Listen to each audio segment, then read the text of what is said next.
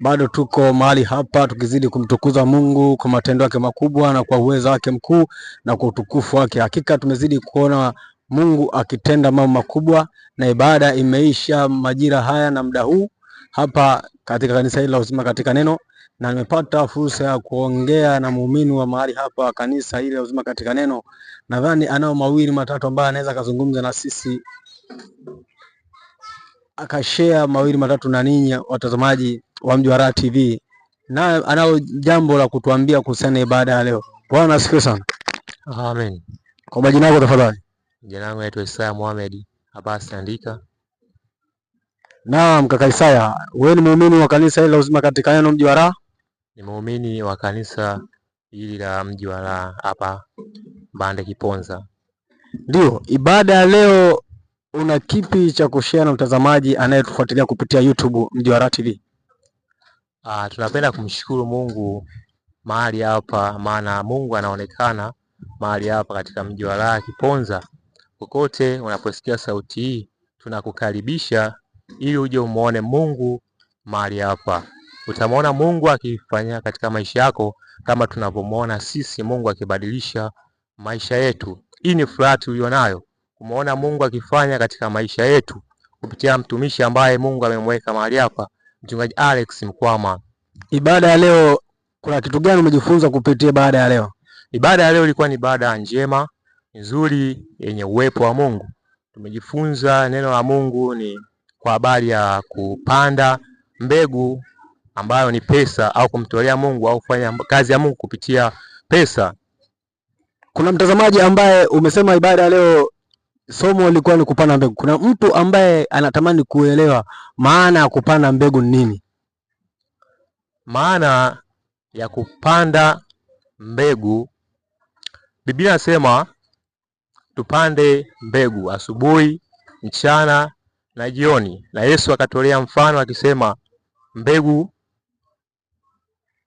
akachukua mbegu akazirusha, zingine zikadondokea kwenye miiba, na zingine zikadondokea kwenye mawe, na zingine zikadondokea kwenye udongo mzuri. Zile zilizodondokea kwenye udongo mzuri ndizo hizo zilimea na kukua na kuzaa matunda, na matunda yake yalikuwa mazuri ya kupendeza. Hivyo tunapopanda mbegu zingine asubuhi, mchana, jioni, yani tunapomtolea Mungu, zingine zitaota kwa wakati wake ambao Mungu ameuamuru. Hivyo tusiache kumtolea Mungu kadiri Mungu anapotupa hiyo neema ya kumtolea katika kuifanya kazi yake Mungu kwa njia ya kumtolea. Kwa maana hiyo kupanda mbegu ni kumtolea Mungu. Kupanda mbegu ni kumtolea Mungu sadaka au Mungu alichokubarikia kwa ajili ya kazi yake. Naam. Je, una lipi la kumwambia mtazamaji kuhusiana na madhabahu hii ya Mji wa Raha? Kuhusiana na madhabahu ya Mji wa Raha, ni madhabahu ambayo imejengwa katika neno la Mungu, katika nguvu za Mungu, kumtegemea Mungu. Hapa hatutegemei vitambaa vya upako, hatutegemei mafuta ya upako, hatutegemei vitu ambavyo vinawashiria ili vitende miujiza. Tunategemea neno la Mungu, tunategemea nguvu za Mungu, na tunategemea imani katika Kristo Yesu Bwana wetu. Hivyo katika imani tutamwona Mungu akifanya miujiza mikubwa mno kwa sababu ya imani katika Kristo Yesu Bwana wetu. Hivyo tunakukaribisha katika kanisa la Mji wa Raha, na utaona nguvu za Mungu zikitembea katika maisha yako. Maisha yako hayatabaki kama yalivyokuwa. Utakwenda kuwa mtu mpya na mtu mwingine mwenye nguvu za Mungu, kushinda ulimwengu na kushinda mambo mbalimbali yanayokuzunguka kwa sababu ya nguvu za shetani ambazo zimekufunika. Lakini mahali hapa kuna nguvu za Yesu ambazo zitabadilisha maisha yako, nawe utakuwa mtu huru, utakuwa huru kabisa. Karibuni sana Mji wa Raha. Tunawakaribisha kwa upendo, nanyi mtamwona Yesu akifanya na kubadilisha maisha yenu. Na mchungaji wa mahali hapa, una lipi ya kumzungumzia kama baba mahali hapa madhabahu hii? Mchungaji wa mahali hapa ana roho nzuri, ana roho ya upendo, ana roho ya kuona, ya kupenda au kutaka kuona watu wake wakibadilika katika maisha yao ya kila siku, wakitoka hatua hata hatua, wakipanda ngazi, watoke katika kuonewa na nguvu za giza, nguvu za shetani, nguvu za kichawi, za kiganga, ushirikina na roho ambazo zinawatesa, aidha ndoto ambazo zinawasumbua usiku na roho zote za yule adui mwovu shetani.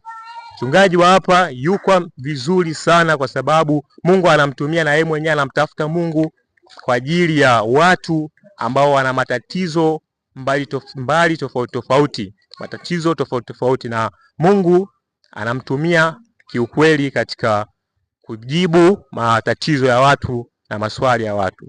Naam, kwa kifupi, wewe unatokea sehemu gani?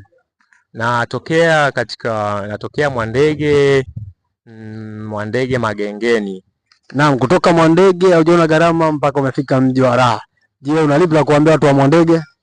Watu wa Mwandege wakaribie huku mji wa raha Kiponza, watapata raha kwa kweli, watamuona Mungu na sijaona umbali wowote ule, kwa sababu katika kumtafuta Mungu hakunaga umbali. Kuna watu ambao wanatafuta waganga, wanafunga safari, wanatoka Dar es Salaam wanaenda Simbawanga, wanatoka Dar es Salaam wanaenda Mtwara, hiyo kutafuta nguvu za giza. Sasa kama kuna nguvu za Mungu mahali hapa, kwa nini nisitoke? Kipi kitakachonizuia nisitoke Mwandege kuja hapa kwa ajili ya kumtafuta Mungu? Na kwa sababu Mungu anaonekana mahali hapa na nguvu za Mungu zinakuwa ndani yangu, na napotoka mahali hapa nakuwa mtu wa tofauti kabisa. Naam, anasema watu wa Mwandege wakaribie, watu wa Mwandege waweze kufika, nami nakualika na nikukaribisha sana.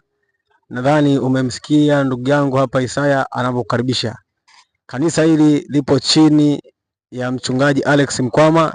Mungu akubariki sana, endelea kutufuatilia kupitia YouTube Mji wa Raha TV.